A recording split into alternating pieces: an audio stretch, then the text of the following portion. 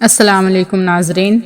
وہ اللہ جس نے ہمیں اتنا بڑا وجود بخشا، آنکھوں میں چراغ جلائے، کانوں میں فون لگائے، دماغ میں برقی روئیں ڈالی، دل کو دھڑکایا، سارے بدن کو خون پہنچانے کا نظام چلایا، پھیپھڑوں میں فیکٹریاں چلائی، رگوں میں خون پہنچایا، ہڈیوں کو غذا پہنچائی، زبان کو بولنے کی طاقت دی، دانتوں کو کاٹنے کی طاقت دی۔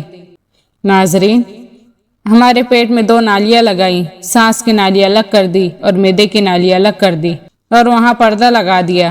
جو غذا منہ میں جائے تو معدہ کھل جائے اور پھیپھڑوں کی طرف جانے والی نالی رک جائے۔ سبحان اللہ! جو اللہ اتنی حفاظت کرے کہ آپ کا لقمہ آپ کے معدے میں جائے، وہ دونوں نالیاں بالکل ساتھ ہے، اور اللہ اتنی طاقت والا ہے کہ سانس کی نالی بند کر دے اور معدے کی نالی کھولے اور غذا کو منہ میں سے گزار کر وہ معدے میں پہنچائیں۔ پھر ایک زبردست طاقتور نظام چلایا، اس کو توڑ کر آنتوں میں پہنچائے، پھر کروڑوں قسم کی فیکٹریوں کو حرکت دے اور اس میں سے خون کو کھینچے، پھیپھڑوں کو غذا۔ ناظرین، پھیپھڑوں کو غذا پہنچائے، خون کو غذا پہنچائے، خون خود غذا لے کر چل رہا ہے، آنتوں کو غذا، دماغ کو غذا، ہڈیوں کو غذا، ناخن کو غذا۔ ناظرین، اگر اللہ ایک ناخن کھینچ لے تو ہم کیا کریں؟